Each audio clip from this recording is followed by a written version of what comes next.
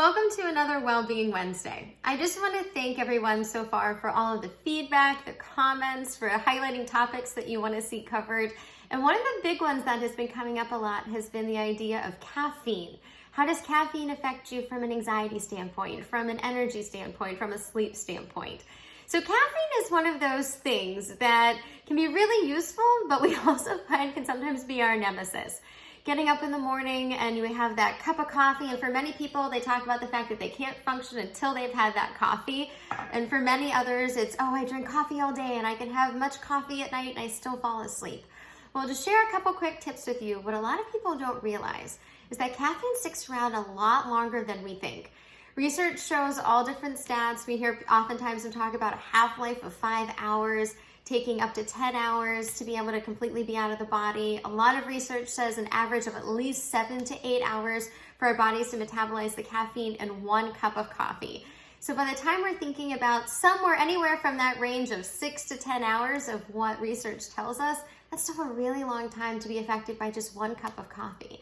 Add your second and your third, and that's a typical cup of coffee. That's not the large and the extra large and the ventis and all these others, plus the sugar that gets added as well. What we know with caffeine is that it can affect, obviously, us feeling tired and feeling awake. It actually can block the effects of adenosine, these chemicals in our body that let us know that we're tired. And so it's great to block it when we have to get something done, but it makes it a lot harder when it's time to fall asleep. And even if you can drink a lot of caffeine and still be able to fall asleep, that talks about the tolerance, but it can still have other effects on your sleep as well. We also know that it can serve as a diuretic, which means that it can make you have to use the restroom more often. And so we need to be drinking more water, but then our bladders are waking us up in the middle of the night to have an impact there as well. Plus, when caffeine can act as that stimulant, it can make our hearts beat a little bit faster and us breathe a little bit faster, which can simulate sometimes that anxiety response that people have as well. So I'm not saying that you should never have that cup of coffee or any other of your energy drinks.